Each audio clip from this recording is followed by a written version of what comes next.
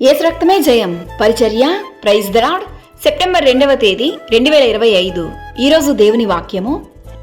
కాగా మీరు పరిశుద్ధాత్మ శక్తి పొంది విస్తారముగా నిరీక్షణ గల వారగుటకు నిరీక్షణకర్తయగు దేవుడు విశ్వాసము ద్వారా సమస్తానందముతోనూ సమాధానముతోనూ మిమ్మును నింపునుగాక.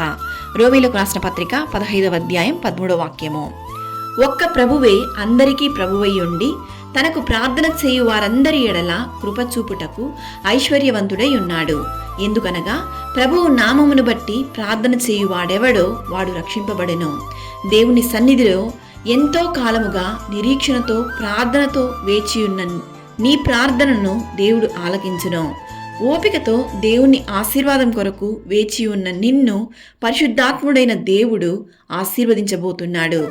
ఆత్మీయ జీవితంలో సాతాను నీకు విరోధముగా ఎన్నో పోరాటములను నిన్ను కృంగదీయాలని బలహీనపరచాలని చూసినను సర్వశక్తిమంతుడైన దేవుడు నీకు తోడుగా ఉన్నాడు.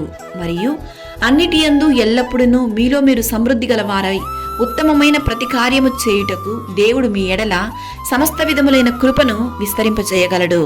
నిరీక్షణకర్తయగు దేవుడు విశ్వాసము ద్వారా మీ ప్రతి ప్రార్థనలను ఆలకించి సమస్త ఆనందముతోనూ సమాధానముతోనూ మిమ్మును నింపునుగాక. ఆమేన్. God bless you.